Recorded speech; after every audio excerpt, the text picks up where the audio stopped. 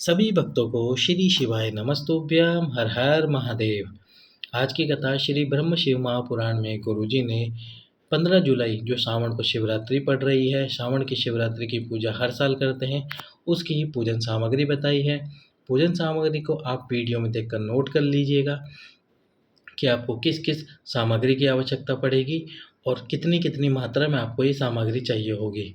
ये जो पूजा होगी ये रात्रि को 9 बजे होगी।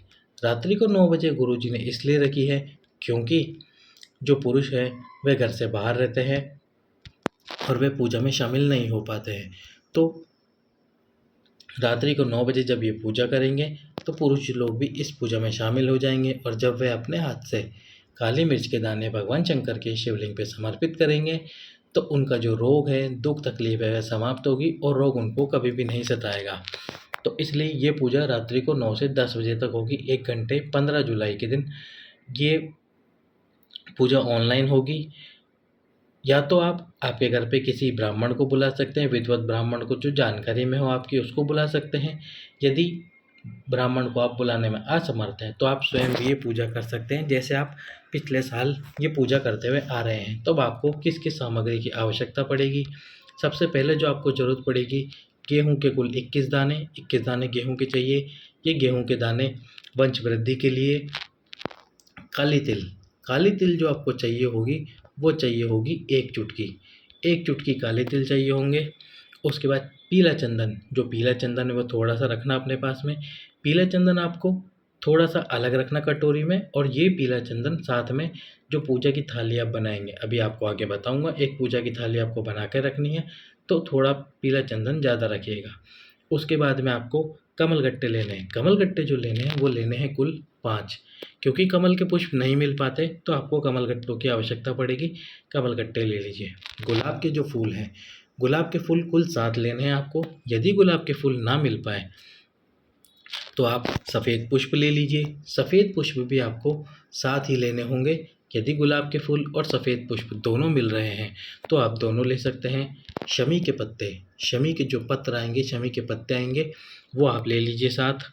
उसके बाद में धतूरा, जो भगवान शंकर को प्रिय है धतूरा, वो आपको 1 चाहिए होगा।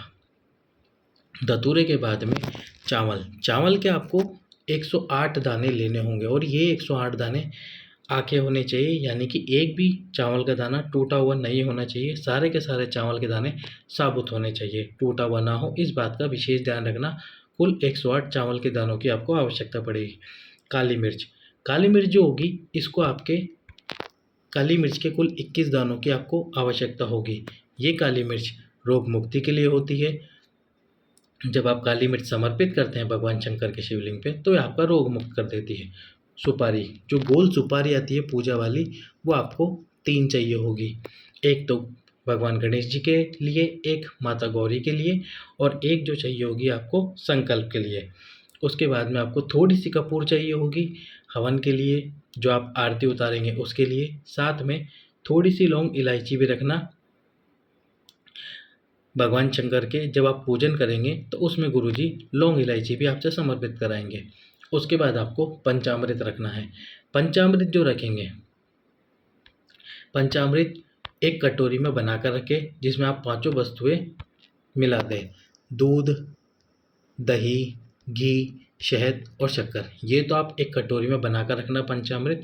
और थोड़ा सा पंचामृत अलग अलग रखना, जैसे 5 सामग्रियों को अलग अलग रखना।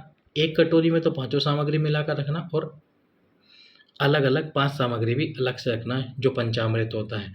उसके बाद आपको ज़रूरत पड़ेगी 1 कलश जल की। 1 कलश जल भर के रखिएगा।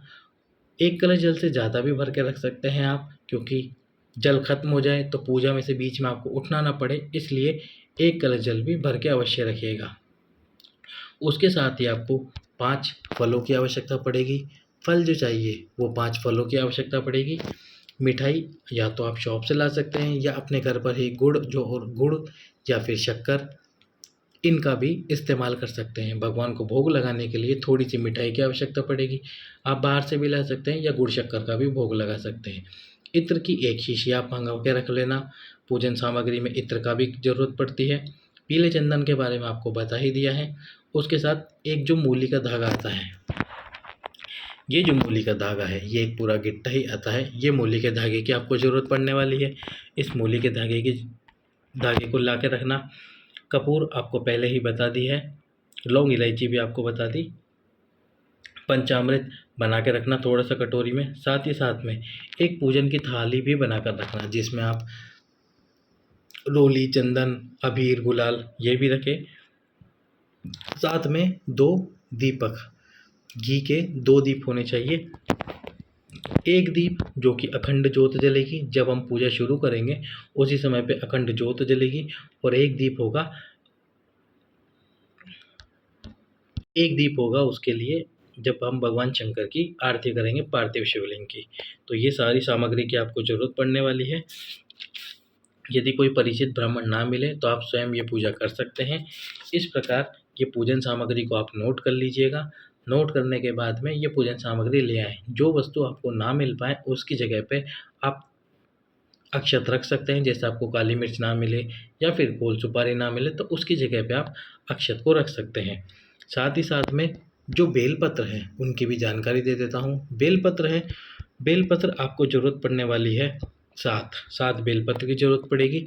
अब ये सारी जानकारी जो भी सामग्री है वो मैं आपको डिस्क्रिप्शन बॉक्स में भी लिख कर दे दूँगा, वहाँ से भी आप इनको देख सकते हैं। इस पूजन सामग्री को नोट करके अपने पास रख लीजिए। एक दिन पहले ही सारी सामग्री लाकर रख लेना। पार्थिव शिवलिंग का निर्माण किस प्रकार करना है उसकी जानकारी आने वाली वीडियो में दे दूँगा, और उस प्रकार पार्थिव शिवलिंग का निर्माण करके रख लेना सुबह। और रात्रि को 9 बजे जब ये पूजा हो तो आप सभी इस पूजा में शामिल हो। बाबा आपको क्या देगा ये भोलेनाथ ही जानता है, पर ये पूजा आप ज़रूर कीजिए। सभी भक्तों को श्री शिवाय नमस्तुभ्याम। हर हर महादेव।